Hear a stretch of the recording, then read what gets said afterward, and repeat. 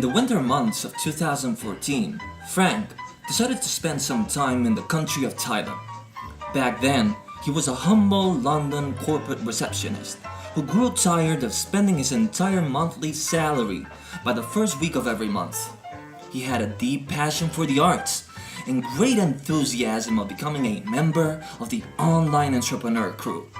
A change of scenery was just what he needed.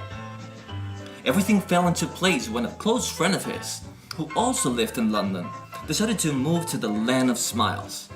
Frank could just not wait to do the same. The two friends had been close since their early 20s and shared the same values and opinions on life's matters. After spending a few weeks with family in Amsterdam, Frank landed in Bangkok on the 31st of December, just a few hours before he and his friend went to celebrate such a glorious New Year's Eve. The city of Bangkok, though nice to see, was not Frank's cup of tea. Filled with pleasure seekers and sticky, sweaty nights, Frank longed for something a little bit more peaceful. So both friends went on a short holiday in an idyllic water-floating hut where they relaxed and gathered joyous thoughts of new goals to be accomplished in the new year ahead. After some sightseeing, Frank and his friend arrived to the northern city of Chiang Mai on the second week of January 2015.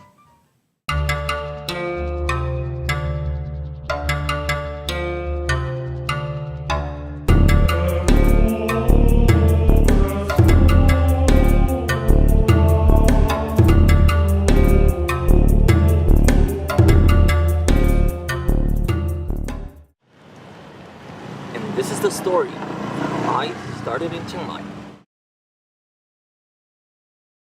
For the first, I would say 2-3 days, I stayed here.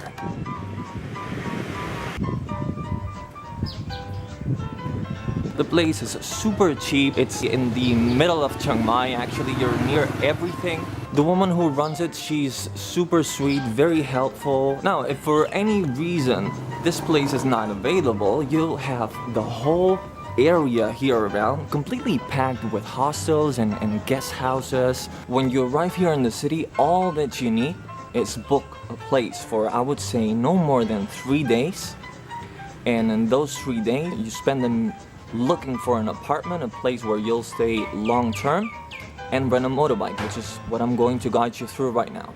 It gets too hot for comfort, and you can't get ice cream cones. Take no sin, take off your skin, dance around in your bones. When the lazy syncopation of the music softly moans. Take no sin, take off your skin, dance around. Right here is where I rent my motorbike. I've been hiring it here for more than a year, and I'll put the details somewhere in the screen or in the description. They're incredibly reliable, high quality motorbikes. These are the motorbikes that they rent. Renting a motorbike for a month costs you less than 100 bucks. And this is Yesa, the girl that rents the motorbike for me. This is her. She's very sweet, nice, and yeah, you should come here. Good.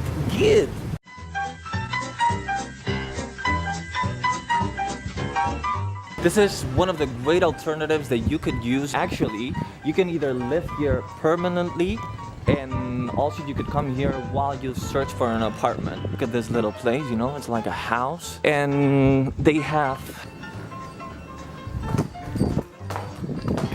a daily, weekly, and monthly price. Okay, so once you got your motorbike and once you're installed in your guest house, the next step will be to search for an apartment. If you're very lucky, you can find it in the same very day that you arrive. I would say that it is going to take you between 3 days, 6 days maximum. All you have to do is grab the motorbike, go to 2 neighborhoods. You could go to many, but the ones that I know and that I know that they're super cool to live in are the one that I live in, which is called Santitam. It is very near the center. It's a very Thai neighborhood, so you don't have a lot of Westerners. in the place where I rent the motorbike, in that area, it is full of little apartments where a lot of Westerners that live here in Chiang Mai live there. Santitam also, many Westerners that live in Chiang Mai live in this neighborhood. Or another alternative, also very cool, is the neighborhood called Niman. Niman is kind of like the trendy neighborhood, and it's full packed with cozy little cafes and places where you can work at, nice restaurants, and I don't know, little quirky shops. Very cool, a very cool neighborhood, and it has very beautiful apartments too. And all you need to do is basically grab the motorbike, walk around, you see an apartment, a block of apartment, go inside. Hello, do you have a room? Yes, yes, yes. How much? You check the room, and that is all that you need. Be sure to grab an apartment that is going to have good internet, especially if you're going to work online and all that. I mean, you can work in many places, but you cannot deny the commodity of having good internet at home. So yeah, find an apartment, and once you get your apartment, this is what it's next. Gets too hot for comfort, and you can't get ice cream cones. Tain't no sin, take off your skin, dance around in your bones. Now, in terms of what to do once you get here and how to earn money if you don't have any source of income, I'll tell you what I did, what you could do, and what many people here do. There's two main things. Either people become an English teacher or they do something online, whether it be freelancing, building a website of any sort. Personally, I really recommend going through the online route. Why? Because the main setback for me is that being a teacher forces you to stay geographically in this very same place. And the great wealth that gives you being able to earn money online is that you can move around anywhere as long as you have some sort of internet connection, and that is for me, that is invaluable. I'm not going to go into a lot of detail of all the things that you can do online, but be sure that you have an insane amount of possibilities. If you have the belief that it's going to be difficult for you to earn money, you are deeply mistaken. If you have that work ethic that you're putting everything that you got every single day consistently over a long period of time, there is no way on earth that you will not find solutions and ways to earn money online. You dig, you find information, Google, YouTube, search, and within 1 week, 2 weeks, you'll have different answers. Some of them will really resonate with you. You try them out, see what works, see what doesn't, and you keep flowing where the results are flowing. And that is how it has worked for me. Next subject, food. Gets too hot for comfort. There are two places where I go and buy my food, and I'm going to show them right now to you.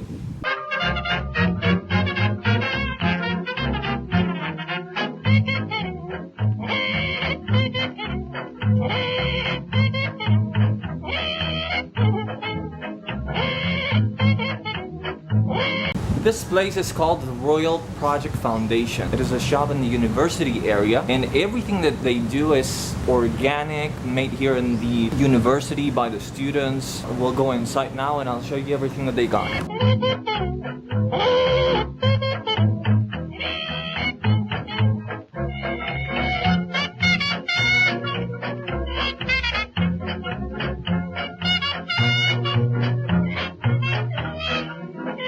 I buy the vast majority of the things that I use in my diet. I buy them here, and what I can find here, I go to a supermarket that is very nearby here. It's called Rimping.